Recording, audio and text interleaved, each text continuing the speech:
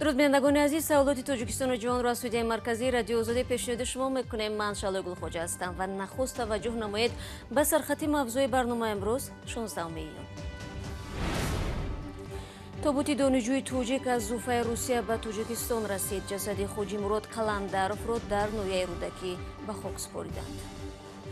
بچه جوروش میگفتن خاله جان آخی هم خوش را بازی میکنه تشویش نشه و میگفتن آخی میگفتی موهی به دادری او فقط چه خمیشید او دا او بازی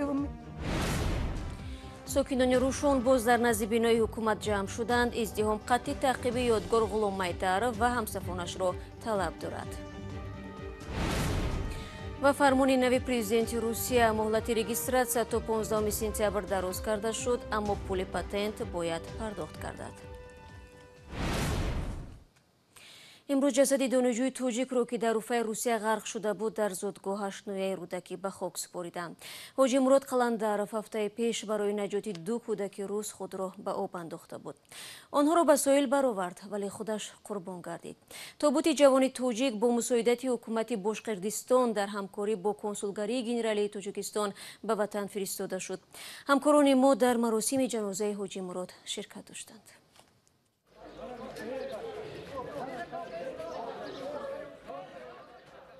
جسدی حاجی مراد قلندرف بعد از 9 روزی مرگ به زادگاهش رسید. مراسم جنازه او با حضور خویش و نزدیکان و افراد زیاد برگزار شد.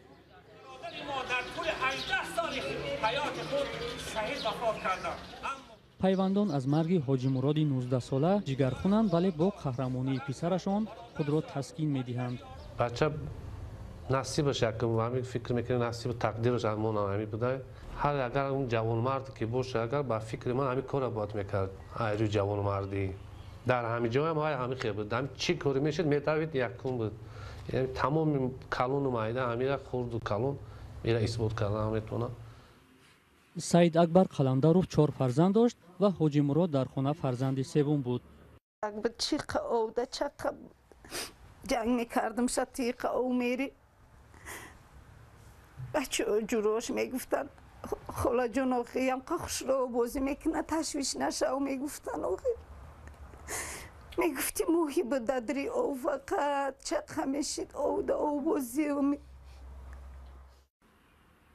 حاجی مراد قلندرف روزی 7 ایون 2 کودک را همراه با یک دوستش در دریای بلایا در شهر اوفا از غرقشوی نجات داد ولی خودش غرق شد.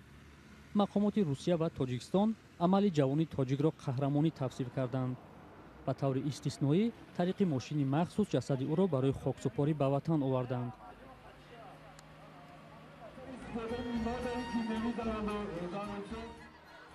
اینجا صحنه 2 سال پیش تمرین حاجی مراد با همسنفانش است. کاری که این جوانی تاجیک نجات دهی را آموخت و بارها در عمل استفاده برد.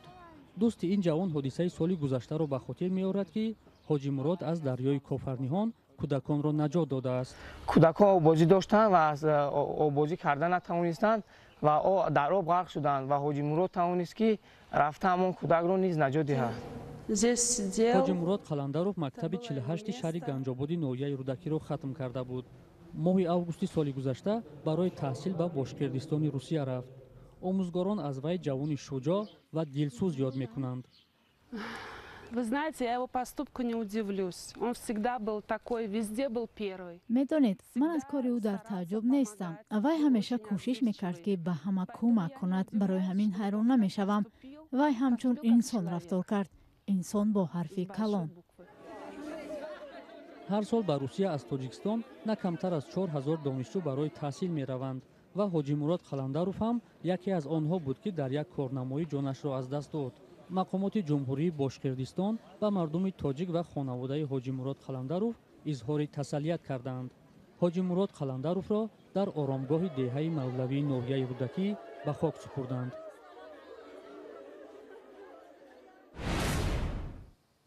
رو می‌آوریم به موضوعهای دیگر. ده‌ها ساکنان ناحیه روشن امروز 16 ایون در صحنه حمله حکومت ناحیه جمع شده طلب دارند. کارمندان انتظامیه‌ای که در ماه می 3 جوان را بازداشت نموده به قول ساکنان ناراضی اذیت دادند به جزا کشیده شوند. آنها میگویند گفت و شنیدهای پیشتر با رئیس ولایت یادگار فایزوف و ماموران امنیتی ولایت نتیجه ندادند و مقامات دوم باره طلبکاری جوانانی شدند که به قول آنها هنگام عملیات خلل رساندند. همکارم میرزانبی خالقزاد جریان حادثه را تحقیق دارد و از او میپرسم در روشن چی میگذرد. بله شاهدان تجمع مردمی ناراضی در نزد بینای حکومت ناحیه عکس و نوارهای ارسال داشتند و این عکس‌ها نشان میدهد که واقعا مردم در نزد بینای حکومت ناحیه روشن ایستادند و اصرار طلب‌های خودشان را از مقامات دارند. طلب اساسی تجمعگران در مرکز ناحیه روشن به گفته آنها پرره قطع کردن تعقیب نسبت به یادگار غلام حیدروف و همصفانش است.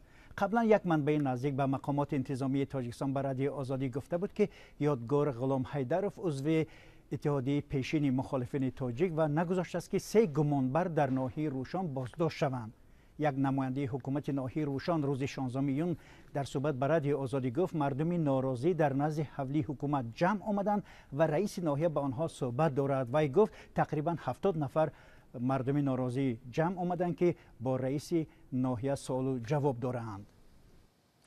رئیس ولایت مختار کوهستان بدخشان یادگار فایزوف روز 1 ایون پس از ملاقات با ساکنان ناحیه روشن گفت حل مشکل مربوط به اختلاف بین مردم و مقامات انتظامی را بر دوش خود میگیرد. پس این جمع شدن دوباره مردم چی معنا دارد؟ بله شلا با خبر سفر رئیس ولایت به ناحیه 10 نفر از ساکنان آن جمع آمده بودند تا عرض خود را در رابطه با بازداشت جوانان دهی بروشان روشن از طرف مقامات انتظامی برایشان رسانند. و دیگر اینکه وعده یادگار فایزوف در همان شب روز سرخط خبرهای رسانه ها شد بود که وی گفته بود که با نمایندگان ناحیه روشن تاکید کرد که من شخصا این مشکل را بر دوش میگیرم. از این به بعد این پرابلمی منو یادگار است. وعده میدم که این کار را تا آخر پیگیری میکنم. شما تشویش نکشید. اما حالا طور ساکنان روشن میگن دوباره برای دریافت پاسخهای خود در نزد حکومت ناحیه جمع آمدند.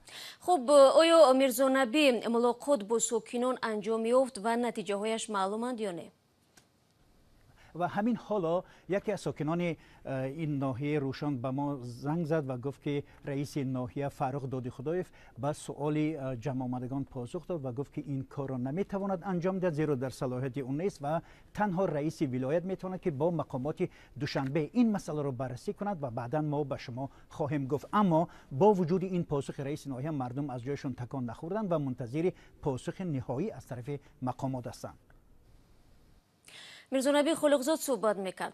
خاطررسان میکنم که ناراضگی مردم ناحیه روشن به قضیه ساکن این دهه شرف قابلوف ربط میگیرد که 20 می به گمان دست داشتن در قاچاق مواد مخدر بازداشت شده است. بعد از حبس قابلوف به گفته یک شاهد واقعه کارمندان امنیتی برای دستگیر کردن افراد دیگری آمدند که گفته می شود به این عملیات آنها خلل رساندند.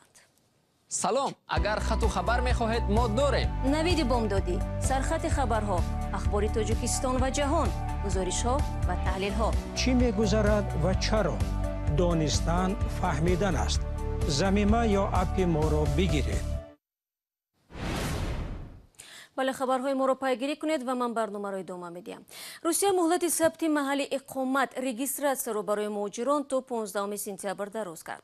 ولادیمیر پوتین رئیس جمهوری روسیه دیروز قرار رقم 392 را در این رابطه امضا نمود. متن قرار در پایگاه اطلاعاتی سند و حجت‌های رسمی حکومت روسیه نشر شده است. همکارم عبدالله اشورов جزئیات آن را پیگیری داشت و حالا با ما در استودیو قرار دارد. عبدالله سلام و نخست بگو که این قرار برای مهاجران از جمله مهاجران کاری توجیک آیا یگان سبوکی میدهد؟ سلام شهلاب. بله، قرار نو علاوه به همون قرار روز 18 اپریل است که ولادیمیر پوتین رئیس جمهوری روسیه صادر کرده بود. طور قبلا اطلاع داده بودیم روسیه از 15 مارس تا 15 ایون سند ثبت اقامت، رجیستراسیون و پتنت را بکار کرده بود. اکنون با قرار نو مهلت ثبت نام یا سندهای بدوباش مهاجران در روسیه تا 15 سپتامبر امسال دراز کرده شد. اما مهاجرانی که حالا کار میکنند و یا در آینده صاحب کار میشوند بعد از 15 ایون از پرداخت پول پتنت آزاد نیستند و باید آن را پردازند. تنها امتیاز این است که مهاجرانی که صاحب کار نیستند با گرفتن پتنت نیاز ندارند یا وقت مهلت پتنتشان به پایان میرسد به گذشتن از مرز روسیه میتوانند آن را دراز کنند. پیشتر مهاجران وظیفه‌دار بودند در هر یک 3 ماه یک بار سرحد روسیه را بگذرند. عبدالله ببین، وقتی قراری نخست طور گفتی 18 اپریل صادر شده بود و مهلت رجیستراسیون دراز و از پرداخت پول پتنت آزاد کرد، باز هم مهاجران از مناطق گوناگون روسیه شکایت میکردند که ماموران در روسیه از آنها پول پتنت میخواهند. این بار چی؟ آیا ممکن است که این قرار را مقامات در منطقه نادیده بگیرند و باز هم مهاجران را اذیت بدهند؟ چون این حالت امکان دارد شالا. طور حامیان حقوق در روسیه میگویند مقامات محلی کارمندان پلیس در روسیه از ناآگاهی مهاجران به پشتیبان بودن آنها سوء استفاده کرده در بعضی منطقه ها از آنها پول پتنت طلب کردند. حاضر هم امکان دارد که کارمندان پلیس این امتیاز مهاجران را پایمال کنند. حامیان حقوق با مهاجران توصیه می‌دهند که برای حفظ حقوق‌های خود پایفشاری کنند. اگر امکان دارند متن قرار پرزیدنت روسیه را در ورق چاپ کرده با خود بگیرند و هنگام گفتگو با پلیس آن را نشان دهند از حقوق خود دفاع کنند. ضمناً با پهنشوی و گسترش کرونا ویروس در روسیه قریب به مهلت 2 ماه کرانتین جاری شد. مهاجران تاجیک میگویند در این دوره بیکار و بی‌معاش مانده. اگر در گذشته نان آوری خانه در تاجیکستان بودند اکنون به دستنگر تبدیل شدند. برخی از صاحبکاران و گروه‌های خیرخواه در مسکو و دیگر شهرهای بزرگ روسیه با مهاجران درمانده بسته‌های خوراک خیر کردند. تشکر عبدالله برای صحبت. بنا به معلومات وزارت کارهای داخلی روسیه در این کشور بیش از 1,300,000 توجیک رو زندگی میکنند. با این شمار دانشجویان، مهاجران مهنتی و آنهایی که دو شهروندی دارند داخل میباشند.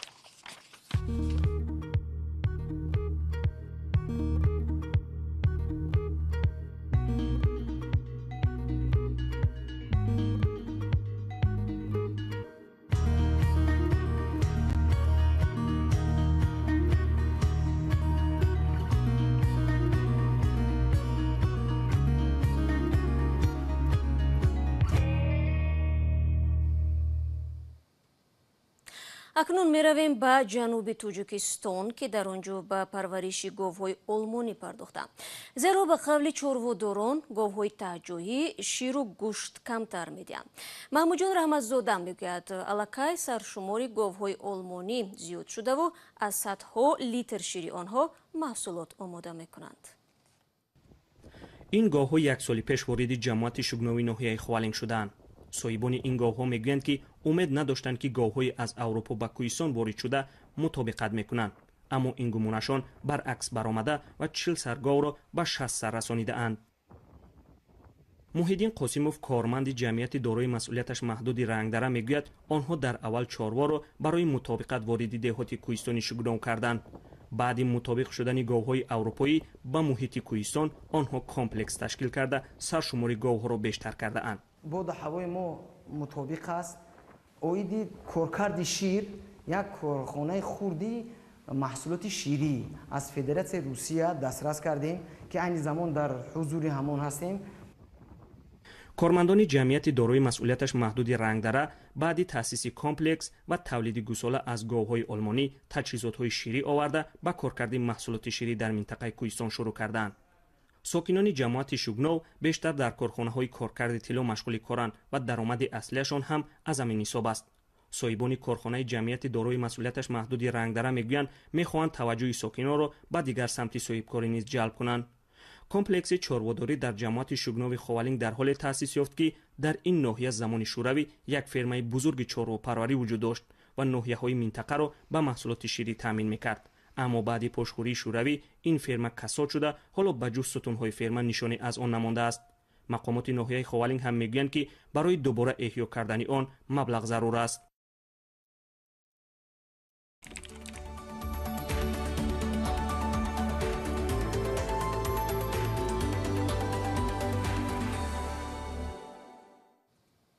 بینندگان عزیز، فرصتی که در دست داشتیم به پایان میرسد. شما تا 24 ساعت آینده امکان دارید خبرهای نو را در وبسایت رادیو آزادی زیر نشانی www.azadi.org بخونید و نوارها را در آزادی ویدیو یوتیوب کانال مستقیم ما تماشا کنید. یادتون نرود عزیزان، من شما را فردا صبح بر وقت در نوید بامدادی منتظر میمونم با خبرهای تازه. تا آن دم خدا نگهدارتان باشد.